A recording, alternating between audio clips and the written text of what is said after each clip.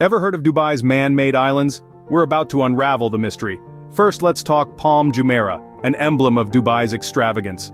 Considered the largest artificial palm island globally, it's nothing short of incredible. Its magnificence will captivate you. Notably, Palm Jumeirah stands as a salute to human creativity, personifying luxury and splendor. This island, Dubai's pride, is a lavish spectacle that symbolizes affluence and grandeur. Its grandeur will leave you spellbound. A testament to human ingenuity, it's a symbol of luxury and opulence. Next up is the World Islands. This archipelago is a magical place in Dubai, where islands bearing the names of major countries offer a unique experience. Imagine stepping onto a small piece of land and being transported to a whole different part of the world. That's the charm of the World Islands. Then there's Blue Waters Island.